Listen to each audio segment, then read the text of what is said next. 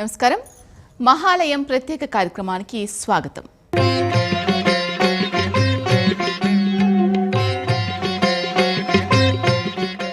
జన్మించిన ప్రతి వ్యక్తి జీవితంలో పంచ మహాయజ్ఞాలు నిర్వహించాలని శాస్త్రాలు చెబుతున్నాయి.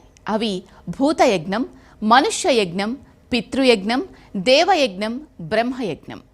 సమస్త ప్రాణుల కోసం కొంత అన్నం కేటాయించడం భూతయజ్ఞం. ఇంటికి వచ్చిన అతిథికి ఆహారం ఇవ్వడం మనుష్య యజ్ఞం. పితృదేవతలకు తర్పణం ఇచ్చే శ్రాద్ధ కర్మ పితృయజ్ఞం. హోమాదులు దేవయజ్ఞం. సమాజ హితం కోసం చేసేవి దేవయజ్ఞం. ఈ 5 యజ్ఞాలలో పితృయజ్ఞానికి విశేష స్థానం ఉంది. ప్రతి వ్యక్తి తన జన్మనిచ్చినందుకు కృతజ్ఞతగా పితృదేవతలకు శ్రాద్ధ కర్మ నిర్వహించాల్సిందే. అలాంటి శ్రాద్ధ కర్మలకు అనుకూలమైన కాలమే మహాలయం.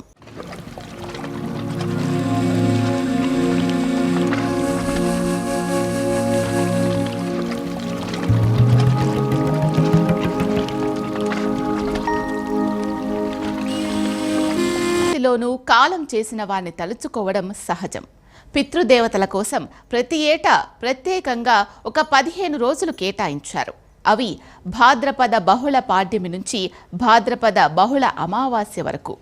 ఈ రోజుల్లో పెద్దలు కాలం చేసిన తిథి నాడు కానీ, కుదరకపోతే అమావాస్య నాడు పెద్దల్ని తలుచుకొని శ్రాద్ధ తర్పణ కర్మలు నిర్వహించాలని బ్రాహ్మణులకు అన్న పానీయాలు ఇచ్చి గౌరవించడం మన సంస్కృతిలో అనాదిగా వస్తున్న ఆచారం. భాద్రపదంలో వచ్చే మహాలయ పక్షం విశిష్టమైంది. పితృకార్యాలు చేయడానికి విశిష్టమైన రోజులు. వీటిలో చివరి రోజు అమావాస్య. ఈ భాద్రపద అమావాస్యనే మహాలయ అమావాస్య అంటారు. మహాలయ అమావాస్య రోజు పితృదేవతల సంతృప్తి కోసం నిర్వహించాల్సిన విధి విధానాలు శాస్త్రాల్లో స్పష్టం చేశారు. మరణానంతరం మరో జీవితం ఉంటుందని సనాతన ధర్మం చెబుతోంది. అది సాధారణ జీవితం కంటే మహోన్నతమైందని, మరణం తర్వాత దైవత్వం పొందుతారని నమ్ముతారు. తమ కుటుంబానికి చెందిన తండ్రి, తాత, ముత్తాతలు ఇలా తమ వంశానికి చెందిన చనిపోయిన పెద్దలందరినీ పితృదేవతలుగా భావిస్తారు. తల్లి వంశానికి చెందిన వారికి సైతం ఈ సందర్భంలో తర్పణాలివ్వవచ్చు. పితృదేవతలు తమ సంతానాన్ని, తమ బిడ్డలను చల్లగా కాపాడతారని విశ్వసిస్తారు. పితృదేవతల్ని సంతుష్టుల్ని చేసేందుకు ఏటా వారు మరణించిన తిథి రోజున శాస్త్రోక్తంగా శ్రాద్ధ కర్మలు నిర్వహిస్తారు. అలా చెయ్యలేని వారు పితృదేవతలను తలుచుకొని బ్రాహ్మణులను కలిసి స్వయం పాకం ఇచ్చుకుంటారు. అయితే ఏటా అబ్దికాలు నిర్వహించలేని వారు, తర్పణాలు విడిచిపెట్టలేని వారు సైతం భాద్రపద అమావాస్య రోజున పెద్దలకు శ్రాద్ధ కర్మలు నిర్వహిస్తే వారికి ఉత్తమ గతులు ప్రాప్తిస్తాయని శాస్త్రాలు చెబుతున్నాయి. మహాలయం అంటే ఈ కాలాన్ని యమదంష్ట్రికలు అని అంటారు. ఎక్కువ మరణాలు సంభవించటానికి హేతుభూతమైనటువంటి కారణం కాబట్టి మహాలయము అని చెప్పి మహాలయ అనేటటువంటి శబ్దం వచ్చింది. ముఖ్యంగా ఈ కాలంలో పితృదేవతల యొక్క ఆరాధన ఉంటుంది. తల్లిదండ్రుల్లో ఎవరు ఏ తిథి నాడు పోయారో, ముఖ్యంగా తండ్రి పోయినటువంటి తిథి నాడే ఈ మహాలయం పెట్టాలి. ఆ రోజున మహాలయము అని చెప్పి విశ్వేదేవతలకి, పితృదేవతలకి, కారుణ్య పితరులకి వీళ్ళందరికీ కూడా ఆరాధన జరుగుతుంది, పిండ ప్రదానం జరుగుతుంది. దాన్నే మహాలయం పెట్టటము అని అంటారు. మహాలయం అంటే పితృదేవతల యందు మనస్సు లీనమవ్వడం, పుత్రులిచ్చే తర్పణాలకు పితృదేవతలు తృప్తి పొందడం అని దీని అర్థం. అమావాస్య అంతరార్థం అమ అంటే దాంతో పాటు వాస్య వహించడం.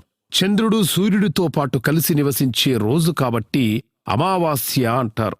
మహాలయం అంటే గొప్ప వినాశనం లేదా ప్రళయం సంభవించిన రోజు అని అర్థం. దైవగణాలకు సంబంధించి దక్షిణాయనం రాత్రికాలం. ఇది ఆషాఢమాసం కృష్ణపక్షం నుంచి ప్రారంభమవుతుంది. దైవబలం తక్కువగా ఉన్న సమయంలో పితృగణాలకు తిరిగి జన్మ పొందాలన్న కాంక్ష పెరుగుతుంది. భాద్రపద మాసంలో వచ్చేటువంటి కృష్ణపక్షంలో వచ్చేటువంటి పాడ్యం నుండి అమావాస్య వరకు ఉన్నటువంటి తిథులు మహాలయ పక్షాలని విశేషించి వీటి గురించి వరాహ పురాణం అలాగే స్కంద పురాణం స్పష్టంగా తెలియజేస్తుంది. అసలు పితృదేవతల యొక్క ఆవిర్భావం గురించి వరాహ పురాణం మనకి స్పష్టంగా తెలియజేసినట్లయితే, అదేవిధంగా ఆ పితృదేవతలు వాళ్ళకి చేసేటువంటి తర్పణాలు ఈ యొక్క విషయాలన్నీ కూడా మనకి స్కంద పురాణంలో స్పష్టంగా ఉన్నాయి. ఆషాఢీ మవధిం కృత్వా పంచమం పక్షమాశ్రితః కాంక్షంతి పితరః క్లిష్టః అన్నమప్యన్వహం జలం. మనుస్మృతి ప్రకారం ఆషాఢమాసంలోని కృష్ణపక్షం నుంచి 5 పక్షాల కాలం వరకు అంటే భాద్రపద కృష్ణపక్షం వరకు పితరులు మన నుంచి అన్నాదులు కోరుతారు. తాపాన్ని ఆకలిని చల్లార్చుకోవడానికి పితృగణాలు ఎదురుచూస్తాయి. అదే విషయాన్ని స్కాంద పురాణంలోని నాగరఖండం ధృవీకరించింది. సూర్యుడు కన్యా రాశిలోకి ప్రవేశించింది మొదలు పితృదేవతలకు శ్రాద్ధం పెట్టాలని మహాభారతం నిర్దేశించింది. హేమాద్రి పండితుడు రచించిన చతుర్వర్గ చింతామణి ప్రకారం సూర్యుడు కన్యా రాశిలో సంచారం చేసే 16 పగటి కాలాల్లో పితృయజ్ఞం చేయాలని సూచిస్తోంది. ఇలా చేసిన యజ్ఞం గయా శ్రాద్ధంతో సమానమని హేమాద్రి పండితుడు తెలియజేశారు. మహాలయ పక్షం విశిష్టమైంది. ఈ రోజుల్లో పితృదేవతలకు అర్ఘ్యమిస్తే వంశాభివృద్ధి కలుగుతుంది. పేదలకు వీలైనంత వరకు దానమిస్తే సుఖ సంతోషాలు చేకూరుతాయని పండితులు స్పష్టం చేస్తున్నారు. ఈ కాలం దానాలకు అత్యంత అనుకూలమైందిగా శాస్త్రాలు చెబుతున్నాయి. పుణ్యం కొద్దీ పురుషులు, దానం కొద్దీ బిడ్డలు అంటారు. పుత్రుడు పున్నామ నరకం నుంచి తప్పిస్తాడని ప్రతీది. మరి అలాంటి కొడుకులు తప్పనిసరిగా తల్లిదండ్రులకు శ్రాద్ధాకర్మలు నిర్వహించాలి. తల్లిదండ్రులు దైవంతో సమానం. రక్తమాంసాలు పంచడంతో పాటు మనం ఒక స్థాయి చేరే వరకు రక్షిస్తారు. అయితే అందరు తల్లిదండ్రులు అంతస్తులు ఇవ్వకపోవచ్చు, ఆస్తులు పంచకపోవచ్చు. అయితేనేం విలువలతో కూడిన చరిత్రనిచ్చారు. ఫలానా వారి బిడ్డలమని గర్వంగా చెప్పుకోవడానికి సరిపడా గతాన్నిచ్చారు. ఆ వారసత్వాన్ని గుర్తుంచుకోవడం మన బాధ్యత. అది కూడా మొక్కుబడిగా కాదు, శ్రద్ధగా చేయాలి. దైవత్వం పొంది పితృలోకంలో ఉండే పెద్దలను ఉద్దేశించి చేసే కర్మను శ్రాద్ధకర్మ అంటారు. ఈ మహాలయముల్లో ఒక్కరోజు పితరులకి పిండ ప్రదానం చేస్తే సంవత్సరమంతా కూడా వాళ్ళకి పిండ ప్రదానం చేసినంత తృప్తి పొందుతారు. కాబట్టి మహాలయ పక్షంలో వాళ్ళకి మహాలయం పెట్టడము చాలా ఇష్టం. పితృదేవతలకు వాళ్ళు ఎదురు చూస్తారు. బిడ్డలు తమకి అలా ఏర్పాటు చేస్తారని చెప్పి. శ్రద్ధయా దీయతే శ్రాద్ధం అంటే శ్రద్ధగా చేసేదే శ్రాద్ధం. మన భౌతిక శరీరం మొదటిది, కనిపించేది. రెండవది ప్రేత శరీరం, మూడవది సూక్ష్మ శరీరం. ఈ మూడింటికి ప్రతీకలు మహాలయ సంకల్పంలో చెప్పుకునే వసు, రుద్ర, ఆదిత్య రూపాలు. ఈ 3 రూపాలలోని పితరులకు 4 పద్ధతులలో శ్రాద్ధం పెట్టవచ్చు. అవి అగ్నిముఖం, బ్రాహ్మణ భోజనం, పిండ ప్రధానం, ఉపవాసం ద్వారా పితృదేవతలకు ప్రీతి కలిగించవచ్చు. మరణించి ఎవరెవరు మన శ్రేయస్సుని కోరినటువంటి వారు పితృదేవతల రూపంలో ఉన్నారో వారికి చేయవలసినటువంటి శ్రద్ధా భక్తులతో ఏ కార్యాన్ని చేయాలో దాన్ని చేసినట్లయితే వాళ్ళు సంప్రీతులై మనకి వంశాన్ని అందిస్తారు. ఇది నిజమైనటువంటి మాట. భాద్రపద మాసం అమావాస్య అయిపోగానే చేతులు దులుపుకోవడం కాదు, ఆశ్వేజ మాసంలో కూడా పితృదేవతలకి ఈ విధమైన పద్ధతిని ఆచరించాలి. ఏ వై శ్రద్ధం నరః కుర్వాత్ ఏకస్నోనపి వాసరే తస్ర సంవత్సరం యావత్ సంతృప్తః పితరోద్ధ్రువం. అంటే పండ్లు, కూరలు, అన్నం, జలం మొదలైన పదార్థాలతో పితృదేవతల్ని సంతృప్తిపరిచేలా మహాలయ పక్షంలో శ్రాద్ధకర్మం నిర్వహించడం వల్ల సర్వ పితృదేవతలు ఏడాది పాటు సంతృప్తి సంతోషాలతో ఉంటారు. మహాలయ పక్షంలో వీలు కాకపోతే మహాలయ అమావాస్య నాడైనా శ్రాద్ధం నిర్వహించాలనేది నియమం. మానవుడు ఈ శరీరమును వదలి ఈ లోకము నుంచి వెళ్ళిన మానవుడు వసు, రుద్ర, ఆదిత్య రూపాలతో ప్రకాశిస్తాడు. వసురూపం అందుకనే ముగ్గురుకే, అంటే తండ్రి, ఆయన తండ్రి, ఆయన తండ్రి, లేదా తాత నుంచి అయితే తాత, ఆయన తండ్రి, ఆయన తండ్రి, ఇలా 3 రూపాలుగా మనం ఉపాసిస్తాం. దేవతలు ఎంత బలవంతులో పితృదేవతలు కూడా అంత బలవంతులు. ప్రపంచానికి ధర్మము నేర్పిన వేదభూమి, కర్మభూమి భారత భూమి. అందువల్లనే ఈ పితృకార్యములు అనేవి చాలా ముఖ్యము. అంటే తక్కిన చోట్ల సంస్కారము లేదు, కానీ ఈ దేశం సంస్కారం బోధిస్తుంది. అందులో ప్రధాన భాగము ఈ పితృపక్షములలో ప్రతి సంవత్సరాల్లో శ్రాద్ధములు సరిగ్గా నిర్వర్తించినా నిర్వర్తించకపోయినా పితృపక్షములలో ఎవరైతే తర్పణము, శ్రాద్ధాల కర్మలు చేస్తారో వాళ్లకు అటు 7 తరములు ఇటు 7 తరములు సద్గతులు ప్రాప్తిస్తాయి పరమేశ్వరుడి అనుగ్రహం చేత. అందువల్ల పితృపక్షములు పరమ శ్రద్ధగా ఆచరించాలి. అందరూ కూడా ఈ వర్ణం ఆ వర్ణమని లేదు, అందరికీ మానవుడైన ప్రతివాడికి సంబంధించినవి ఈ పితృపక్షాలు. వసు, రుద్ర, ఆదిత్య రూపాలతో మనల్ని అనుగ్రహిస్తారు పితృదేవతలు. పితృదేవతల విషయంలో శ్రాద్ధ కర్మలు జాగ్రత్తగా ఉండాలి, పవిత్రంగా చేయాలి. పితృదేవతలు దైవంలో లయం కావడానికి మనం చేసే కర్మలు తోడ్పడతాయి కాబట్టే దానిని మహాలయం అంటారు. అన్ని శ్రాద్ధ కర్మలలోనూ పితృదేవతల ప్రీతి కోసం అర్పించే తిలాంజలినే తర్పణం అంటారు. తర్పణం అంటే మంత్రసహితంగా నీళ్లు వదలడమే. మంత్రం చెప్పుకోలేని వారు తర్పణం చేయలేరా అంటే శ్రద్ధ ముఖ్యం గాని మంత్రం ముఖ్యం కాదు. మంత్రంతో చేయగలిగితే మంచిదే, లేకపోయినా వారి పెద్దలను తలుచుకొని నీళ్లు వదలవచ్చు. తర్పణం అంటే ఎవరికైనా తృప్తి, సంతృప్తి, సంతోషం కలిగించే క్రియ. జలతర్పణం అంటే పితృదేవతలకు జలం వదలడమనే అర్థంలో శ్రాద్ధ కర్మల్లో వాడతారు. ఈ తిలాతర్పణాన్ని ఇంటి లోపల చేయకూడదు. ఇంటి బయట ఆవరణలో గాని తులసి కోట దగ్గర గాని తర్పణాలు వదలాలి. నదుల సమీపంలో అయితే ఇంకా మంచిది. దాహంతో ఉన్నవారికి నీరివ్వడం, ఆకలితో ఉన్నవారికి అన్నం పెట్టడం కూడా తర్పణం. ప్రేమ, భక్తి, జ్ఞానం వంటి స్థితులకు నియమం ఉండకపోవచ్చు, లేదా ఉండొచ్చు. ఫలం ఆశించి చేసే ఏ కర్మకైనా నియమం అవసరం. ఆ నియమాలు తెలిపేవే శాస్త్రాలు. శ్రద్ధతో సశాస్త్రీయంగా చేసిన శ్రాద్ధం తప్పక ఫలితాన్నిస్తుంది. మరణించిన వారికి తర్పణాలు ఎందుకు విడవాలి, శ్రాద్ధం ఎందుకు పెట్టాలి అనే విషయాల్ని ధర్మసింధులు స్పష్టంగా వివరించారు. ఒక వంశంలో ఒక బిడ్డ జన్మించింది అంటే ఆ వంశస్థులకు ఆ జీవికి మధ్యన ఉన్న బలీయమైన బంధం కారణం. ఆ బిడ్డపై పూర్వీకుల ప్రభావం చాలా ఉంటుంది. అందుకే తాను జీవించినంత కాలం వారి బంధం అలా కొనసాగుతుంది. వాళ్ళు మరణించిన తర్వాత కూడా వారి ప్రభావం కొంతకాలం ఉంటుంది. మరణించిన జీవుడు సంవత్సరం పాటు ఊర్ధ్వలోకాలకు ప్రయాణిస్తూ ఉంటాడు. ఆ సమయంలో కూడా ఆ జీవుడు దృష్టి తన వారిపై ఉంటుంది. అందుకే తన వంశస్థులు పుత్రపౌత్రులు చేసే శ్రాద్ధ కర్మలు, తర్పణాలు విడుదల వల్ల ఊర్ధ్వలోకంలో పితృదేవతలు సంతృప్తి చెంది తమ వంశంలోని పుత్ర పౌత్రాలను ఆశీర్వదిస్తారు. మహాలయ అమావాస్య పితృదేవతలకు అత్యంత ఇష్టమైన రోజు. ఈ రోజున తర్పణం విడిచిపెడితే అది మీకు సంబంధం లేని వారికి కూడా చేరి వారిని పుణ్యలోకాలకు పంపుతుంది. అంతేకాదు, నరకం అనుభవిస్తున్న వారికి సైతం పుణ్యలోకాలకు చేరుస్తుంది. మహాలయ అమావాస్య నాడు విడిచిపెట్టిన తర్పణాన్ని మహాతర్పణం అని పిలుస్తారు. మహాలయ పక్షాల్లో ఏ వ్యక్తి అయినా, విశేషంగా ఎవరైతే వారి ఇంట్లో తల్లిదండ్రులు కానీ పెద్దలు కానీ గతించినటువంటి వాళ్ళు ఉంటారో వాళ్ళకి ఈ సమయంలో తర్పణములు వదలడం, శ్రాద్ధ కర్మలు వంటివి నిర్వర్తించడం చాలా గొప్ప విశేషమని మన యొక్క పురాణాలు, శాస్త్రాలు స్పష్టంగా తెలియజేస్తున్నాయి. మహాలయ పక్షాలు ప్రతి ఒక్కళ్ళకి ఒక అద్భుతమైనటువంటి అవకాశం. గతించినటువంటి వాళ్ళకి విశేషించి వారి కోసం చేసేటువంటి శ్రాద్ధ కర్మలకి, మహాలయ పక్షంలో చేసేటువంటి శ్రాద్ధ కర్మల వలన అనేక కోట్ల రెట్ల పుణ్యఫలం లభిస్తుందని పురాణాలు స్పష్టంగా తెలియజేస్తున్నాయి.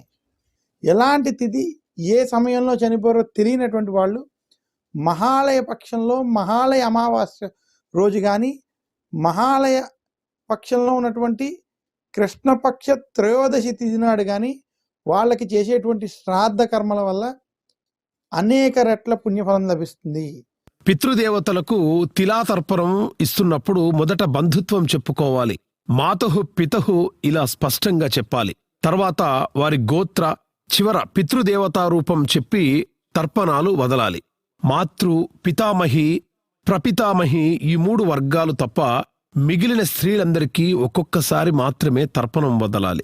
మిగిలిన వారికి వారి వారి సూత్రానుసారమైన సంఖ్యలలో తర్పణం ఇవ్వాలి. శ్రాద్ధ విధిని అగ్నిహోత్రం ద్వారా, బ్రాహ్మణ భోజనం ద్వారా, పిండదానం ద్వారా, తర్పణం ద్వారా చేయవచ్చు. తర్పణం చేస్తే దక్షిణముఖంగా కూర్చోవాలి. యజ్ఞోపవితం అపసవ్యంగా ధరించాలి. నల్లని నువ్వులు వాడాలి. 3 దర్భలతో చేసిన 2 పవిత్రాలను ధరించాలి. బొటనవేలు చూపుడు మధ్య నుంచి నీరు వదలాలి. 4 వేళ్ల చివరన దేవతీర్థమని, హస్త మొదటి భాగం బ్రహ్మతీర్థమని, అరచేయి చిటికెన వేలుభాగం కింద ఋషితీర్థమని శాస్త్రాలు చెబుతున్నాయి. అరచేయి మధ్య భాగానికి అగ్నితీర్థమని పేరు. పితృకర్మలకు సంబంధించి చూపుడు వేలు, బొటనవేలు మధ్య నుంచి నీరు వదలాలి. ప్రతి జీవి తను చేసిన కర్మ ఫలితాలను అనుభవించడానికి స్వర్గానికో నరకానికో వెళ్లి తమ సంతానం చేసే శ్రాద్ధాన్ని స్వీకరించడానికి ఎలా వస్తారనే సంశయం చాలామందికి ఉంటుంది. శ్రాద్ధ కర్మలు చేసి సంతానాన్ని ఆశీర్వదించేందుకు వారే స్వయంగా రారు. పూర్వీకుల రూపంలో సంతానాన్ని ఆశీర్వదించి వెళ్లేవారు బ్రహ్మదేవుని కుమారులైన పితృగణదేవతలు. వీరు స్వర్గం కంటే పైన ఉన్న ఊర్ధ్వలోకంలో అంటే సోమలోకంలో ఉంటారు. మన శ్రాద్ధ విధిలో వారిని తృప్తిపరిస్తే కర్మవశాత్తు ఏ లోకంలో ఏ అవస్థలో ఉన్నా మన జన్మదాతలైన మాతాపితరులను తృప్తిపరుస్తారు. శ్రాద్ధ విధిని ఎందుకు శ్రద్ధగా నిర్వహించాలంటే మన శ్రద్ధ చూసి పితృదేవతలు సర్వలోకాల్ని తృప్తిపరుస్తారు. శ్రాద్ధకాలం ప్రారంభమైందని తెలియగానే పితృదేవతలు తమ తమ వారిని స్మరించుకుంటూ మనోమయ రూపంలో శ్రాద్ధ స్థలానికి చేరుకుంటారు. వారు బ్రాహ్మణులతో కలిసి వాయు రూపంలో భోజనం స్వీకరిస్తారు. సూర్యుడు కన్యారాశిలో ప్రవేశించగానే పితరులు తమ పిత్ర పౌత్రుల దగ్గరికి వస్తారని శాస్త్రాలు చెబుతున్నాయి. మహాలయ అమావాస్య నాడు తమ సంతతి ద్వారా దగ్గరే నిలబడతారు. ఆ రోజు వారికి శ్రాద్ధకర్మ నిర్వహించుకోకపోతే దీవెనకు బదులు శపించి వెళ్లిపోతారు. నిజానికి ప్రతి నెల అమావాస్య పితరుల పుణ్యతిథిగా భావించిన మహాలయ అమావాస్యకు విశేష ప్రాధాన్యం ఉంది. ఈ రోజున సమస్త పితృదేవతా విసర్జనం జరుగుతుంది. తమ పితరుల పుణ్యతిథి తెలియని వారు, అవాంతరాల వల్ల పుణ్యతిథి నాడు శ్రాద్ధం పెట్టలేని వారు మహాలయ అమావాస్య నాడు శ్రాద్ధం, దానం, తర్పణం నిర్వహించాలి. మాతృదేవోభవ పితృదేవోభవ అనేది ఆర్యోక్తి. తల్లిదండ్రులు దైవ సమానులు. ఈ లోకాన్ని వదిలి వెళ్ళిన తర్వాత కూడా వారిని వైదికంగా శ్రాద్ధ కర్మలు తప్పక చేయాలి. మనం సమర్పించే అన్నం, నువ్వులు, అన్నపిండాలు, ఫలాలు ఇక్కడే ఉంటాయి కదా, చనిపోయిన వారు వచ్చి ఎప్పుడూ తినలేరు కదా అనుకునేవారు లేకపోలేదు. మనం పితరులకు, దేవతలకు అర్పించే వస్తువులు వారికే చేరతాయి. శాస్త్ర సమ్మతంగా మనం ఈ కార్యక్రమాలు నిర్వహిస్తే పితృదేవతలు ఎవరికి చేరాలో వారికి చేరేలా చేస్తారు. పితృదోషం అంటే ఒక శాపం. గత జన్మలో ఎవరైనా వృద్ధులకు గాని తల్లిదండ్రులకు గాని కష్టం కలగడానికి కారణమైతే ఈ జన్మలో వారి సంతతికి అనారోగ్య సమస్యలు, కష్టాలు కలుగుతుంటాయి. దానికి కారణం ఆ వ్యక్తి తల్లిదండ్రులు, పూర్వీకులు చేసిన పాపాలు కారణమవుతాయి. పూర్వీకులు చేసిన దోషాల వల్ల తర్వాత కొన్ని తరాల వరకు కష్టాల పాలవడం జరుగుతుంది. ఇది పితృదోషాల వల్ల జరిగిందిగా మనం చెప్పుకోవచ్చు. పితృదోషాల వల్ల అనేక రకాలైన సమస్యలు కలుగుతాయి. వీటి నుంచి విముక్తి పొందడానికి ప్రతి మనిషి పితృరుణం తీర్చాలి. దీనివల్ల పితరులు తృప్తి చెందుతారు, వారికి ముక్తి లభిస్తుంది. చాలామంది పితృదేవతలంటే ఎవరండి అని అడిగారు. అంటే ఏమన్నా వీళ్ళు బ్రహ్మపుత్రులా లేకుంటే ఈ దేవేంద్రుడికి సంబంధించిన వాళ్ళని? వాళ్ళు కాదు. పితృదేవతలంటే మనకు మన వంశములో పూర్వులు. మనకు తండ్రి లేకపోతే తండ్రి, ఆయన తండ్రి, ఆయన తండ్రి, ఈ ముగ్గురు ప్రధానమైన పితృదేవతలు. ఆ పై తరం వాళ్ళందరూ కూడా. అలాగే ఏ వ్యక్తికి వాళ్ళ యొక్క తండ్రి, తండ్రి, తండ్రి, అలాగ తల్లి ఎవరైతే ఉన్నారో తల్లిదండ్రులు, ఈ భూమండలములో ఇప్పటికి జీవించి లేని వాళ్ళందరూ కూడా పితృదేవతలు. ఆ పితృదేవతా స్మరణము చేసినప్పుడు నీ తల్లిదండ్రులకు ఎలా నీవు శ్రాద్ధము చేస్తావో అలాగే ఆచార్య శంకరులు, వ్యాసదేవుడు ఇటువంటి వాళ్ళందరికీ కూడా చెయ్యటము విధి. ఇలా చేస్తారు సహజంగా. అందువల్ల పితృదేవతలు అంటే నీ వంశములో నీ తండ్రి, తాతగా పుట్టినటువంటి మహాత్ములే. వాళ్ళు ఉండబట్టి కదరా నాయన నీకు ఈ దేహం వచ్చింది. కృతజ్ఞత ఇది. నీవు మళ్ళీ వెళ్ళిపోయాక నీ కొడుకు కూడా నిన్ను తరింపజేయాలి. అందువల్ల పితృదేవతా శ్రాద్ధము అత్యంతము ముఖ్యమైనది. పితృదేవతలంటే నీ వంశములోని వాళ్లే, ఎవరో కాదు. పుణ్యం కొద్ది పురుషులు, దానం కొద్ది బిడ్డలు అనేది భారతీయ నానుడి. పెద్దలు చేసిన పుణ్యం కొద్దీ జన్మించిన వ్యక్తులు వారికి తర్పణాలు వదిలి కొంతైనా తల్లిదండ్రుల నుంచి రుణ విముక్తి పొందవచ్చు. మహాలయ పక్షంలో ద్వాదశి నాడు సన్యాసులకు మహాలయం ఏర్పాటు చేయాలి. కూతురు తన కొడుకు చేత తల్లిదండ్రులకు శ్రాద్ధం ఏర్పాటు చేసినప్పుడు ఆశ్వయుజ శుద్ధ పాడ్యమి నాడు చేయాలి. పితృవర్గానికి పితృతిథి నాడే అబ్ధికం నిర్వహించాలి. పాడ్యమి రోజున మహాలయం ఇవ్వడం ద్వారా ధన సంపద కలుగుతుంది. విధియ రోజున ఇస్తే రాజయోగం, సంపదలు వస్తాయి. తదియ దినాన ఇస్తే శత్రునాశనం జరుగుతుంది. చతుర్దశి రోజున సమర్పిస్తే ఇష్టకామ్యాలు సిద్ధిస్తాయి. పంచమి రోజున పిండ ప్రదానం చేస్తే లక్ష్మీ ప్రాప్తి కలుగుతుంది. షష్ఠి వల్ల గౌరవం, సప్తమి రోజున యజ్ఞఫలం, అష్టమి రోజున బుద్ధి ప్రాప్తి కలుగుతాయి. నవమి రోజు ఇచ్చే పిండ ప్రదానాల వల్ల విస్తారంగా ధనం లభిస్తుంది. దశమి దినాన ఇస్తే ధాన్యం, పశు సంపదలు వృద్ధి చెందుతాయి. ఏకాదశి రోజున ఇస్తే సర్వశ్రేష్టం కాగా ద్వాదశి రోజు వల్ల ఆహార భద్రత లభిస్తుంది. త్రయోదశి దినాన ఇస్తే దీర్ఘాయువు, ఆరోగ్యం అభివృద్ధి చెందుతాయి. చతుర్దశి నాడు చేస్తే శత్రుభయం నుంచి విముక్తి లభిస్తుంది. అమావాస్య నాడు చేస్తే అన్ని కోరికలు నెరవేరుతాయి. మహాలయ అమావాస్య రోజున మన పితృదేవతలతో పాటు మన జీవితంలో ఎదుగుదలకు తోడ్పడిన వారికెవరికైనా శ్రాద్ధ కర్మలు నిర్వహించవచ్చు. దివంగతులైన ఆత్మీయులు ఎవరైనా కావచ్చు. తల్లిదండ్రులతో పాటు పాఠం చెప్పిన గురువులు, ఆదుకున్న మిత్రుడు, మన జీవితంలో ఆదుకున్న వారెవరైనా కావచ్చు. శ్రద్ధగా చేసేది శ్రాద్ధం. పితృదేవతల పట్ల భక్తితో శ్రాద్ధం నిర్వహించాలి. ఆదరపూర్వకంగా శ్రాద్ధ కర్మలతో సంతోషపెడితే పితృదేవతలు తమ బిడ్డలకు ఆయువు, విద్య, ధనం, సంతానం ఉండేలా ఆశీర్వదిస్తారు. అన్ని దానాల్లోనూ అన్నదానం ప్రధానమైంది. మహాలయ అమావాస్య నాడు చేసే అన్నదానం వల్ల అనంతకోటి యజ్ఞఫలం లభిస్తుంది. ఈరోజు తర్పణ కార్యక్రమం చేశాక దేవతా పూజలకు శ్రీకారం చుట్టాలి. జన్మనిచ్చిన తల్లిదండ్రులకు విధి విధానంతో పితృకర్మలు నిర్వహించడం పిల్లల విధి, కర్తవ్యం, బాధ్యత కూడా. ఈ బాధ్యతను ప్రతి పుత్రుడు గుర్తించి మహాలయ అమావాస్య రోజున పితృకర్మలు నిర్వహించి తమ పితృదేవతల ఆశీర్వాదం అందుకోవాలని శాస్త్రం చెబుతోంది. ఇది ఇవాల్టి ప్రత్యేక కార్యక్రమం. మరో కార్యక్రమంలో మళ్ళీ కలుద్దాం. అంతవరకు సెలవు.